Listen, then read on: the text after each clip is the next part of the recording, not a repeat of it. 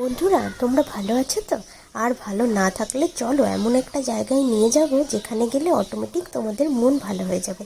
দেখো, সেখানে যাওয়ার আগে আমার বর কেমন হাসছে, ওর মনটা ভালো হয়ে গেছে, আশা করি তোমাদের মনটাও ভালো হয়ে যাবে। তো আজকে সকাল সকাল না কর্তা গিন্নি মিলে দারুণ একটা জায়গায় যাব ভেবেছিলাম। কদিন ধরেই যাবো যাবো করছিলাম, কিন্তু সময় হয়ে উঠছিল না। তাই আর কি আজকে এই তো চলে এসেছি। দেখো, দেখে নিশ্চয়ই তোমরা বুঝে গেছো কোথায় এসেছি। আরে না না, এটা কৃষ্ণনগরে বা অন্য কোথাও নয়, এটা আমাদের বগুলাতে, জানো তো। প্রিয় গোপাল বিশ্বয়ের শাড়ি প্রদর্শনী আর মেলা বসেছে। এটা বেশ কিছুদিন ধরেই বসেছে, বেশ কিছুদিন বলতে 2-3 দিন হলো, মানে আজকে লাস্ট ডেট। তাই আর না গেলে কি করে হয় বলো? শাড়ি কিনি বা না কিনি, একটু দেখে তো আসতে পারবো। কারণ মেয়েদের মন যেখানে গেলে হারায়, সেটা হলো এই শাড়ি জুয়েলারি, এইগুলোর মধ্যেই তো আমাদের মন ডুবে থাকে বলো। শুধু আমার বলে নয়, সবারই আশা করি শাড়ি জুয়েলারি দেখলে একটু আধটু ভালো লাগে আর কিনতে ইচ্ছা করে। তো এখানে গিয়ে কত রকমের যে শাড়ি দেখলাম, কত ধরনের শাড়ি, আর দামগুলোও কিন্তু বেশ ভালো, কারণ ভালো জিনিসটার তো ভালো মূল্য দিতেই হবে বলো বন্ধুরা। তো প্রথমে গিয়েই না এই দাদা এই শাড়িটা দেখালো।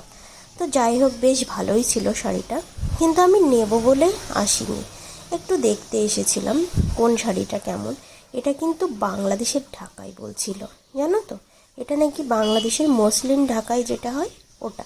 আমার কিন্তু একটা বাংলাদেশের শাড়ি আছে, মানে ঢাকাই জামদানি, কিন্তু ওটা এখনও পরা হয়নি। কখনো পরলে অবশ্যই তোমাদের সঙ্গে শেয়ার করব।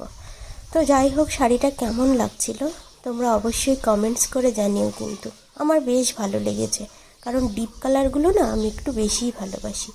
কিন্তু কয়েকটা জামদানি আছে বলে আর ওই দিকে নজর দিলাম না, একটু অন্য টাইপের শাড়ি দেখছিলাম, মানে দেখতে চাইছিলাম ওদের কাছে। তো যাই হোক, এটা তো গায়ের থেকে আর নামাতেই ইচ্ছা করছিল না, ভাবছিলাম নিয়েই যাব। কিন্তু না না, সেরকমভাবে তো আসিনি শাড়ি কিনবো বলে। তাও দেখা যাক, যদি কর্তামশাই যদি আমার জন্য দয়া ধর্ম করে একটা শাড়ি দেয়, তাহলে তো আর না বলার কোনো জায়গায় থাকে না। কি করে না বলি বলো? এসব দিকে আমি আবার লোভ সামলাতে পারি না। তো দেখো, এখানে একটা শাড়ি কিন্তু আমি গায়ে ফেলে আছি।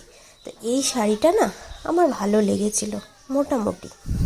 মোটামুটি বলতে বেশ ভালো, কারণ আমার সামনে না একটা স্পেশাল অকেশান আসছে। তো ওখানে এই শাড়িটা ভেবেছিলাম আমি পরবো, মানে এরকম টাইপের একটা শাড়ি ওই সব অকেশানের জন্য বেশ ভালো হবে। তো সেটা কি, আমি কিন্তু সেটা তোমাদের কাছে গোপনই রাখছি। যেদিন হবে সেই দিনটি আমার খুব তাড়াতাড়ি আসতে চলেছে, আর অবশ্যই তোমাদের সঙ্গে শেয়ার করব। তোমাদের সঙ্গে শেয়ার করব না এরকম তো হতেই পারে না। তো যাই হোক, এরকমের মধ্যে আমি একটা শাড়ি নেব ভাবছিলাম, মানে নেব বলতে পর বলছিল যে এই শাড়িটা বেশ ভালো লাগবে ওই দিনে পরার জন্য। তো সেই জন্য কয়েকটা তার ভেতরেও কালার দেখছিলাম। তো সবাই না আমাকে বলছিল তুমি এই কালারটাই নাও, কারণ লাল কালারটা না আমার ঠিক কেমন যেন ভালো লাগে না। ভালো লাগে না বলতে আমার গায়ের রঙটা চাপা, তো তাই ভাবি লাল পরলে আমাকে না বেশি কালো লাগে দেখতে। ওই জন্য আমি না লালের দিকে অতটা ধ্যান দেই না। একটু ডিপ কালারের শাড়ি আমি সবসময় পরতে ভালোবাসি, ডিপ কালারের চুড়িদার শাড়ি, এগুলোই তোমরা দেখবে আমি একটু বেশি পরে থাকি। তো যাই হোক, জানি না আমার কতটা ভালো লাগবে শাড়িটা বা কতটা মানাবে আমাকে। তো এই দিদিটাও বা এই দাদাগুলো আমাকে বারবার বলছিল। তো ওই দিদিটা আমাকে বললো চলো তোমাকে আয়নায় একবার দেখিয়ে নিয়ে আসি। তো ভিতরে ওনাদের যে রুমগুলো ছিল ওখানে আয়না আছে, তো ওখানেই আমি যাচ্ছিলাম, গিয়ে দেখেও আসলাম। তো বরের ওই শাড়িটা না খুব মনে ধরেছে, সত্যি কথা বলতে। ওই জন্য না ও আমাকে বারবার রিকোয়েস্ট করছিল এটা নাও এটা নাও। তো সব সময় তো আর নিজের পছন্দের উপরে ধ্যান দিলে হয় না, অনেক সময় অনেক পছন্দের জিনিস নিতে হয়, পরে গিয়ে মনে হয় না এটাই বোধহয় সব থেকে বেশি সুন্দর হয়েছে।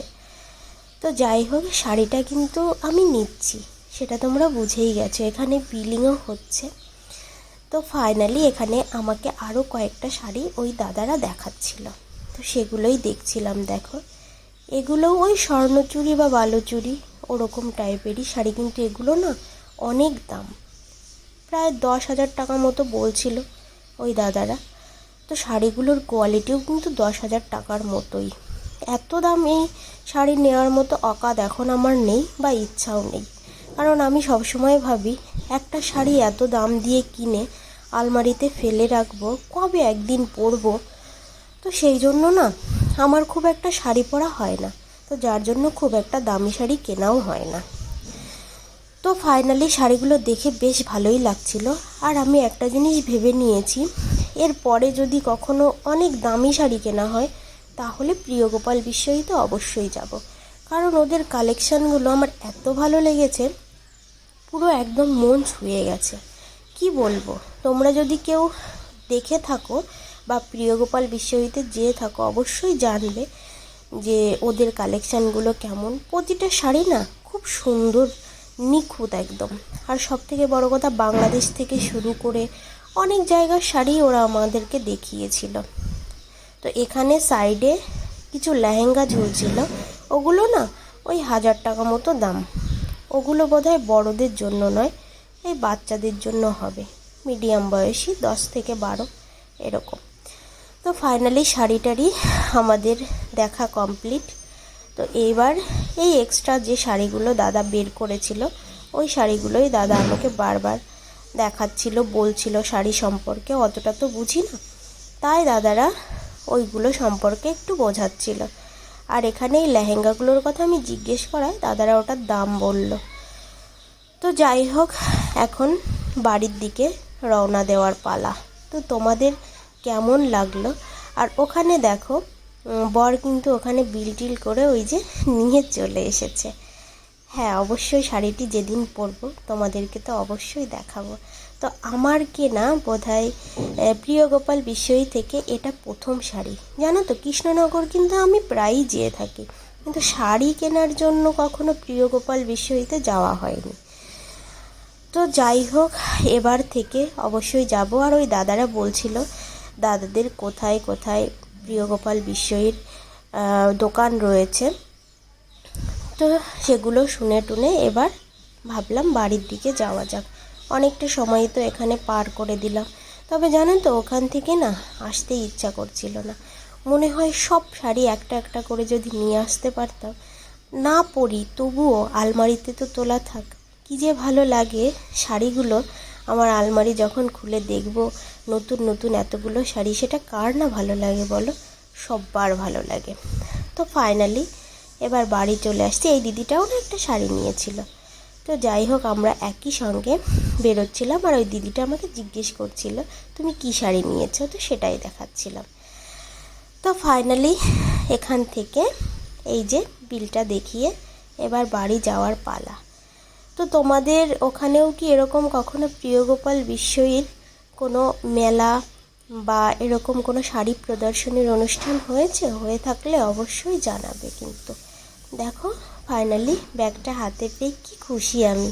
সত্যি এ খুশির কোনো ভাগ হয় না, এটা শুধুমাত্র নিজের জন্য।